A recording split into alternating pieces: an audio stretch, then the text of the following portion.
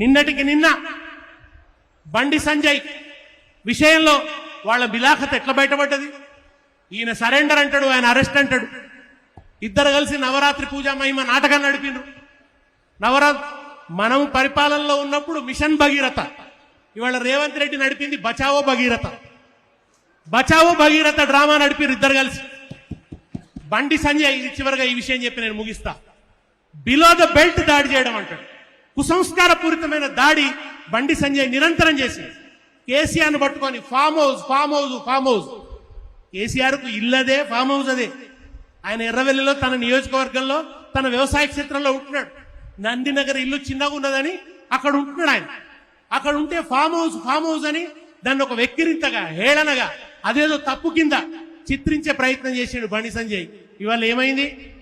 నీ farm house లో జరిగిన నాటకం బయటపడ్డది. నీకు అదే ఫామ్ హౌస్ పామై మెడ చుట్టుకున్నది. నువ్వు ఇంకెవరినో ఫామ్ హౌస్ పేరిట బదనాం చేద్దాం అనుకుంటే నీ ఫామ్ హౌస్ నాటకం బయటపడ్డది. కేటీఆర్ ఎన్నాడు ఒక్కపొడి దినంగా కూడా నేను చూడలేదు. కేటీఆర్ ఎన్నాడు సిగరెట్ తాగింది లేదు. మందు ముట్టే మనిషి కాదు.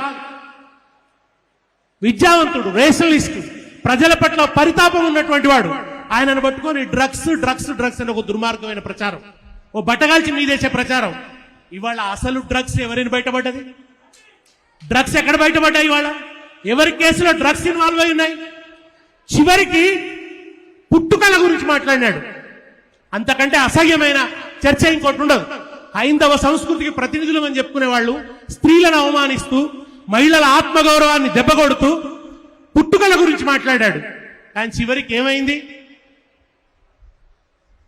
తండ్రిగా నా పేరు చెప్పొద్దు అని ఆర్డర్ తెచ్చుకున్నాడు. పుట్టుకల గురించి మాట్లాడిన నువ్వు ఆ ఆర్డర్ తెచ్చుకోవాల్సిన గతి పట్టింది. కనుక రాజకీయపరమైన దాడి ఉండాలి, అంతే తప్ప ఈ కుసంస్కార పూరితమైనటువంటి దాడి కాదు. ఒక్క పాట మా కాలేరు ఎంకన్న ఇది తప్పకుండా పాడాలని అన్నాను. ఇది ఎప్పుడో పాడిన పాట. రేవంత్ వచ్చినాక రాష్ట్రానికి పట్టబోయే గతి గురించి నేను కొంచెం ముందే చెప్పిన. తొందరపడి కోయిల ముందే కూర్చుందనంటే నేను ముందే కూర్చున్నా, కానీ నా కూత అబద్ధం కాలే. పార్లమెంట్ ఎన్నికలప్పుడు పాడిన. ఇవాళ రాష్ట్రంలో అదే పరిస్థితి ఉన్నది. రైతు బంధు గోవిందా, రైతు బీమా గోవిందా, రైతు రుణమాఫీ గోవిందా, బోనస్ ఇచ్చుడు గోవిందా, గోవిందా హరి గోవిందా, అన్ని పథకాలు గోవిందా, 6 గ్యారెంటీలు గోవిందా, అంతా ఉత్తదే గోవిందా, గోవిందా హరి గోవిందా, రేవంత్ వస్తే గోవిందా, దళిత బంధు సుఖ గోవిందా, బీసీ బంధు గోవిందా, కళ్యాణ లక్ష్మి గోవిందా, షాది ముబారక్ గోవిందా, గొర్లు వంచుడు గోవిందా, చేపలు వెంచుడు గోవిందా, అన్ని ముంచుడే గోవిందా, అడిగితే దంచుడే గోవిందా, గోవిందా హరి గోవిందా, రేవంత్ వస్తే Govinda, mission Kakatiya Govinda,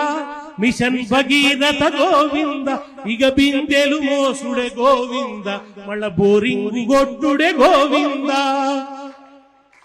KCR kit Govinda, nutrition kit Govinda, పింఛను వెంచుడు గోవింద, ముసలోళ్ళ ఆశలు గోవింద, స్కూటీలిచ్చుడు గోవింద, ఇక లూటీ చేసుడే మిగిలిందా, నీ అంగిలాగు సుత గోవింద, గోచిపాతగుడ గోవింద, చోటే భయ్యా గోవింద, బడే భయ్యా గోవింద, గుజరాతు చేస్తారట గోవింద, నిన్ను గుద్ది సంపుతారట గోవింద.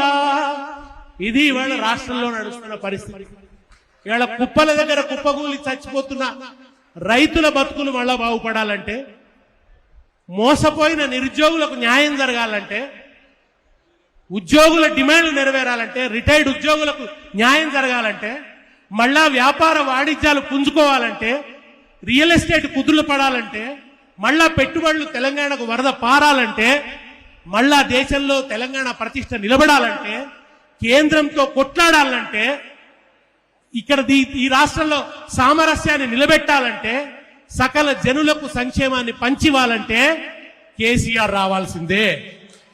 అందుకే ఇవాళ తెలంగాణ ప్రజల నినాదం కాంగ్రెస్ పోవాలే, కేసీఆర్ రావాలి. కాంగ్రెస్ పోవాలే, కేసీఆర్ రావాలి, కాంగ్రెస్ పోవాలే, కేసీఆర్ రావాలి. జై తెలంగాణ. థ్యాంక్ యూ అన్న. లాస్ట్ లో ఒక చిన్న మాట చెప్పలే అన్న. కాంగ్రెస్ పాలన ఇప్పుడు వచ్చే ఎలక్షన్స్ లా కాంగ్రెస్ పాలన